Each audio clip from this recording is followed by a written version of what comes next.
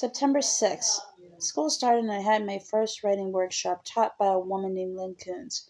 There are 25 students in the class and she had us all arrange our chairs in a circle. When she asked us each to recall a vivid image from a dream. Oh no, I thought. Dreams! September 10th. Tonight was my first art history class. It's called Authors' Diaries, Journals, and Notebooks. The teacher, Stephen L., explained what we'd be reading and told us we'd have one major paper. I think I might want to do mine on Edmund Wilson, but it's early yet. Before the break, we were shown a number of slides, and when we came to a Paul Klee painting, the guy beside me said loudly, "I could do that." He was wearing a leather jacket just trying to be funny. "It's nice to know you think you can paint like that," Stephen L. said, "but I don't really care." The guy's face turned so red it actually threw off heat. Now he's branded as the class knucklehead. Between working for Harry's school and the play, I worry I'll lose my private reading time at the IHOP. September 15th. Harry and I are close to finishing the job in West Armitage. I worked in the living room today, putting tongue oil on trim and talking to the painter, Mr. Johnston, who is 47 and has 9 children and 6 grandchildren. He's black and wore white pants with no shirt. Mr. Johnson has a huge stomach and told me that he has all kinds of girlfriends. "You don't need to be young or handsome," he said. "You just gotta know the secret to unlock a woman's mind." The secret I learned is, hit 'em. The harder you do it, the harder they'll love you. He said, "A woman will always cry back after a good beating."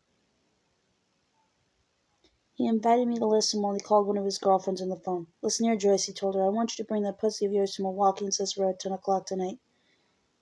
He said, "The secret is to talk shit because ladies love it. That and beatings." The front door was off the hinges, and when a woman came up the stairs, Mr. Johnson turned to me and winked as if to say, "Watch this."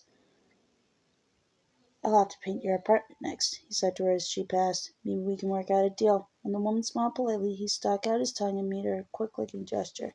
She was in her late 20s and carrying a bag of groceries from an expensive store.